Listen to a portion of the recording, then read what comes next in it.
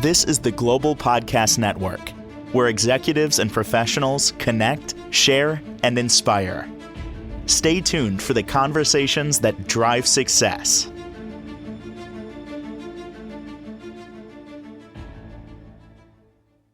Welcome back to the show. We are joined here by our friend Lynn Winters again today to talk more about her work as a Reiki master.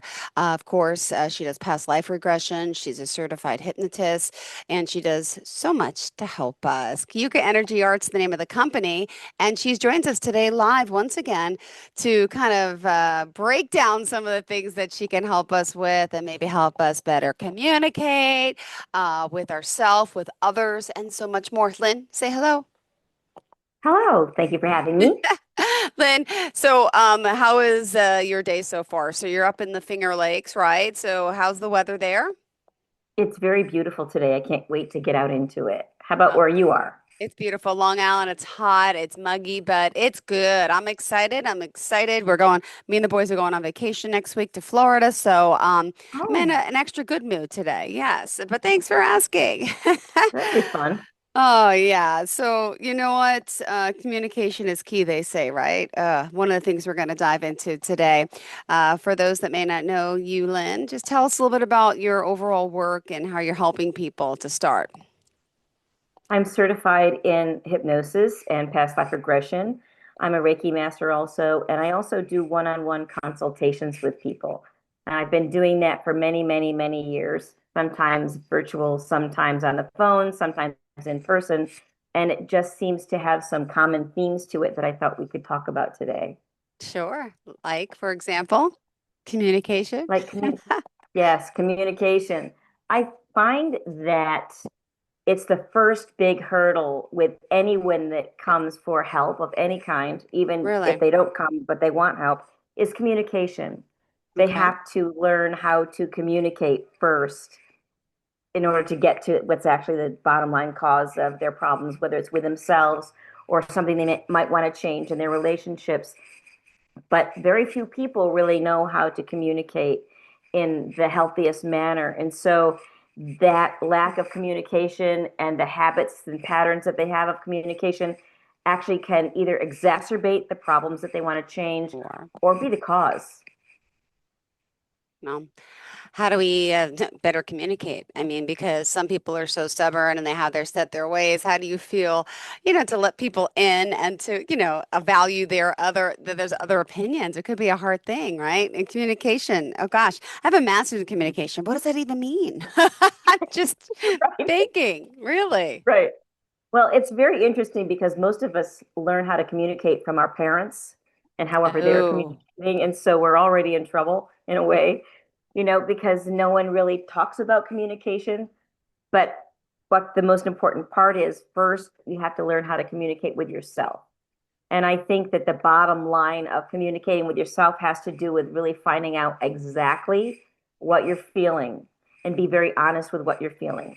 A lot of times people make what they want or something they want to manipulate their feelings, and that's not exactly their feelings. So I recommend if someone writes in a journal or on a piece of paper, I feel, I feel, I feel, and beginning each sentence with I feel, then eventually they will get to the bottom line feelings that they're having outside of the circumstances or the situation. That's a great place to start because oftentimes people are very surprised about what they're actually feeling in that situation. And then next, you need to know what you want. After you know exactly what you feel, what do you want? And that's different from what you need. So yeah, deciding, explain that. yeah, Yes. knowing what you need is really organic. And it may be, I need comfort, or I need sleep, or I need for you to listen to me. Those are all basics, and then they're really, really important. And you need to know that that's really what you're after. But sometimes people confuse need with want. It could be, I want you to do the dishes. I want you. Oh, where'd you go, Lynn? Lynn, we lost you. But you broke up there. I heard, I want you to do the dishes, and then you froze. One more Okay. time. I want you to do the dishes, I think is what I heard last. I want you to, and I know this is really important for you, for everybody. They may be told I want them to do the dishes, but really it's something else that they support. They may need more time for themselves, and so if someone helps them with dishes, then they would have more time.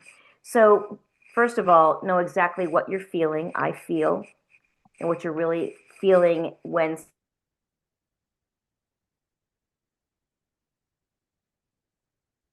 I'm losing your audio, Lynn. I see you talking, but I don't hear you anymore. I don't know if it's your headphones. I can't hear you. I see you, but Okay. look, there you go. Now I got your Oh, audio back. So I don't know oh, if it's your. maybe it was. Maybe my dress was covering it up. I'm It's thinking okay. It's they're okay. they're brand new headphones, so hopefully they're working Oh good. gosh, I hope so. I'm so sorry. So I heard But the that's okay. need, want difference, but hold on. I have a question because I always have a problem. It's not a problem, but it is. I tell people what I need, what I want. And then there's people that don't understand. Let me just give you an example. It's not much that I need. I need time alone without my children to clean and organize my house. It's not looking for a luxurious car or vacation. That's what I need. And then everyone wants to take and suck my time out. Well, let's go out. Let's go here. Come on. And I'm like, I don't want to. I need to be home doing my work because I have piles in my house. Mentally, I feel so stressed out because I can't get things clean and done. And to get rid of my kids is not an easy thing when you live alone and have someone watch them. Like I just though, but I paid my sister the other day for like 5 hours because I said I need them out. You know, if they're home, it's just not good. And I got so much done. Not so much, a lot, not, but there's so much needs to be done. And I feel like my friends, someone that I'm dating, doesn't respect my boundary of time. And I'm trying to explain to him what I really need. And I don't want to go out. I don't need to go to dinner. I want to be home alone. And oh, I'll come over. I'll help you. No means no. I want to be alone and work. And I'm nice about it. And then I'm getting mean about it. And then how come people don't? I'm being honest with what I need and want. And it's not like I'm asking for so much. So, how do you handle people in situations like that after you're trying to communicate and they're still not getting it? That's a great example. And so, if you don't get that, what do you feel? If you are constantly trying to get to do the cleaning and the organizing, if you don't get it, what does it make you feel? It makes me on edge, horrible. I don't want to do anything. I feel anxious. All I think about is the clutter, and it's mentally weighs me down. Uh, Okay, so you said anxious. So Yes, living in an or unorganized environment gives you anxiety, which yes. disconnects you from yourself. And so if we talk about what you want, and what you want is something that has to do with cleaning and organizing and time to do that. That's actually want. But what you Okay, feel is that you feel anxiety if you don't get it. Okay. So if you don't get it and you feel anxiety, um, then you're not communicating with that person what you are feeling. You're saying what you need to get to have done to get got it. it. And so if you come to someone But I else and say you it's mentally affecting me. It is weighing on me. It is giving me I too say that it's giving me anxiety, that it's weighing on me. I can't think about going out playing with my kids in the pool after work because I just want to be in the house working on things. And then because they're home, I can never be happy doing something else because I just keeps weighing on me. I totally get that. And so when you talk to somebody to take the personal thing out of it, because they have good intentions, but they're not hearing you. So if you say, when you ask if I want to do such and such, instead of hearing what I'm saying, I feel anxiety. They're going to either hear that what you just said, because there's no blame in that. That's only communicating, I feel this when you such and such and such and such. A lot of times people try to communicate with someone and begin a sentence with you.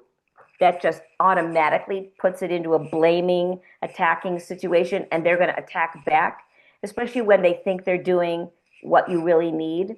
And so, once you say to them, I I feel feel anxiety. anxiety, I wrote it down. I feel anxiety, when you offer me other ideas to relieve my anxiety, that won't relieve my anxiety. It makes me feel more anxious. Because they care about you, they're more likely to hear you. If you begin a sentence with, I feel, and actually the cause of what you're feeling, not the situation, but the feeling itself, because they care about you, they're going to be a whole lot more likely to hear that and then give you the space and the time that they need because they don't want you to feel anxiety. If they are focusing on, well, you need to do this or do that or not do this, or I'll take you away to something special, it makes it about the topic and not so much about your feelings. People care about your feelings and you want to talk the feelings of what it causes you if you don't get it. And then if they don't hear that, then you're just going to have to, number one, stop talking and just take it. Just be alone. Just take the time yourself and draw the boundaries and say, I am free from 3 to 6. Other than that, I'm not available. You're just going to have your actions support what you're asking. So you may be saying one thing and demonstrating and supporting another. So I would look at 2 areas. One, get to the bottom of what you're really feeling. If you don't get what you need time and space to be with yourself so that you can live in an organized environment and not feel anxious and anxiety.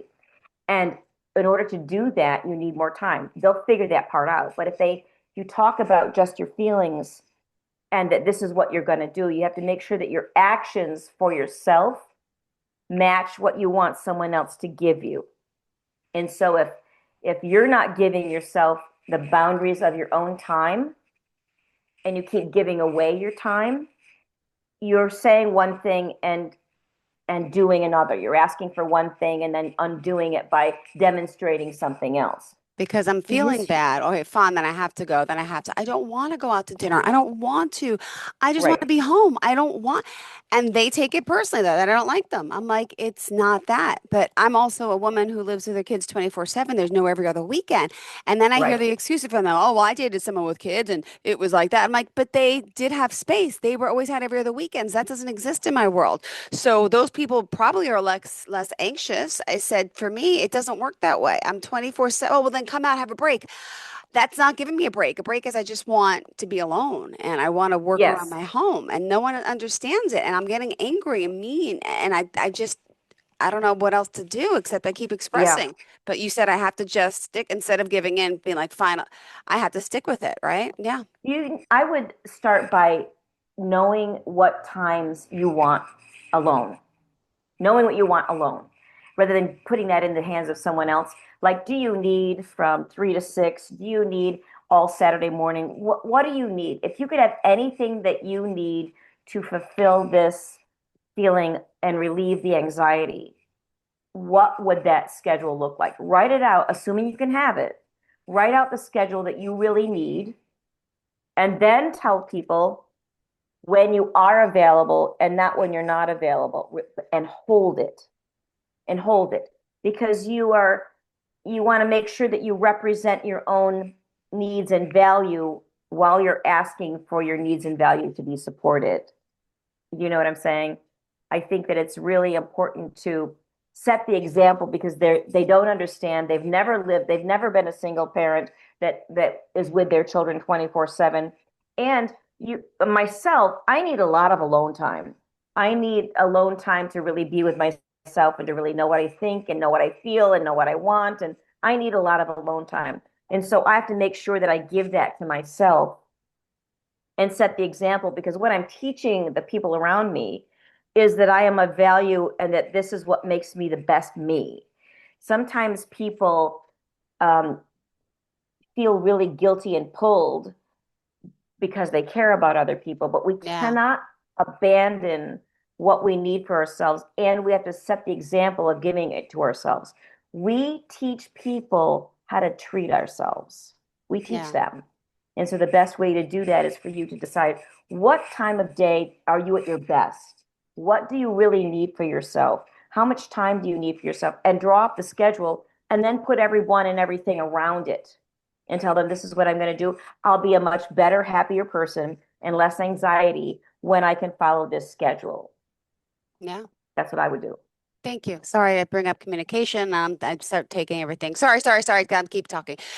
We do have other notes to talk about and other people, but thank you for helping me through this because I really need to set these boundaries and I feel anxiety. You offer me ideas that make me feel more anxious. Yes, yes. And I It know that's does. not your, and you would say, and I know that's not your intention. I know that it's not your intention. People really need to have something that acknowledges their kind hearts before you bring something else in. Say, I know that you really care about me and that you really love me and that I really loved spending time with you. I just want you to know that there's this other part of me that I have to take care of so that I don't feel anxious and I can be the best me for this relationship. And that Perfect. means that I wrote up a schedule for myself of what I need, the time I need for myself. And here's all the time that I have available to go to dinner, to do things with us, with the children, whatever. Here's all the other times. And if you want to plan those, that's all great. But if you can help support me to relieve my anxiety, it Yep. would be beneficial to me and to everyone. Perfect. Thank you so much. All right. Wow. Good stuff. Thank you. Thank you. And we're talking about communication with ourselves and others. So it actually, I mean, it's holding true. Give me some other examples of people that you're working on their communication skills with themselves and others. What other things do people come to you for? I have worked with people, couples. If someone comes to me and wants to, and they have issues in their marriage and they want to come to me to get help or guidance or where to begin or whatever, I never work with just one person. I always work with both of them individually and a session for them together every week because you need to really get the whole picture of what the relationship is like. And most of all, I need to get a picture of how they're communicating Got because it. a lot of the problem has to do with how they're communicating. And people spend so much time beating the dead horse to try to get what they want in the same way that they're trying that Yeah. doesn't work for them, that it becomes about winning and not about change. And Mm-hmm. it has to become about change. And oftentimes, the way people communicate with each other is the problem. And so they never can get to a place where they can resolve or compromise or work together in solving anything. And so that's very important. Another aspect that I consider when I work with people is it's possible for one partner to outgrow another partner.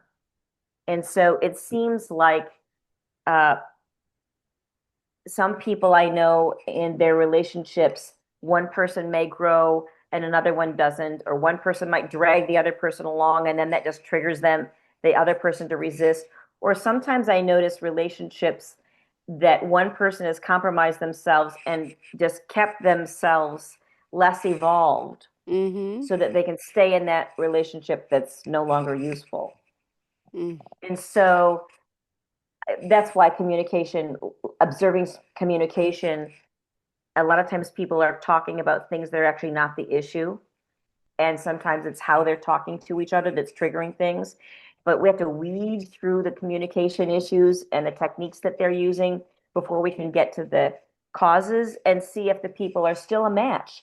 There has Yeah. to be sort of a, I'm going to call it a vibrational, energetic match for people to still stay in the same relationship. And if that margin gets too wide because one person has evolved past the other person, if it gets too wide, then that relationship is not going to work no matter what. Yeah. So I think that observing the communication is the first place to start. Beautiful. Great conversation. What else, Lynn? Thank you. Thank you. It is possible to, however, also stay with one person, you know, a long period of time. It's not that that's not impossible, but there does need to be some kind of a an agreement that they're both going to, I like to put it this way, they're both going to take responsibility of their own growth and healing. One person isn't going to just, I call it parking. One person isn't just going to park. And the other thing is the person that parks has a belief system I have witnessed where they think that they can do anything or say anything and still keep their partner. Mm-hmm. You can't do anything and say anything and keep another person. Yeah, That's why these relationships that seem to be new, where people are on their best behavior, why so can't we true. always be on good behavior and take care of ourselves? It is possible. So parking is another thing to observe. And you don't want to park with yourself either. Uh-huh. Yeah. True.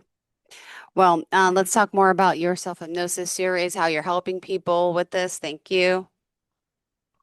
Hypnosis is amazing. I I would say I had a client actually today who really is doing a lot of work, and she's done doing communication work with me. She also is doing Reiki work with me, which is wonderful, and and using the suggestions that I make with reading this or writing that, and that's really, really important. I find that when a client is resistant to writing or reading, that they are self-paralyzing. You want to use all the tools and resources that you have to discover yourself and to get past what it is you don't like and to create a life living with what you do like. Sometimes people need to access their subconscious because they can't remember something or Okay. because they don't want to remember something, or sometimes they need some information that from their own subconscious that will actually remind them of the power that they actually have, that the information is there and it's just to help you and that it's not against you. And so just talking about hypnosis sometimes to a client that is doing Reiki and doing one-on-one consultations helps them to open up how they really feel about getting information on a deeper level about themselves. Sometimes I see people go, oh, no, no, no. That makes me think, well, how much do you want to change? Yeah. And secondly, sometimes people use hypnosis to Two.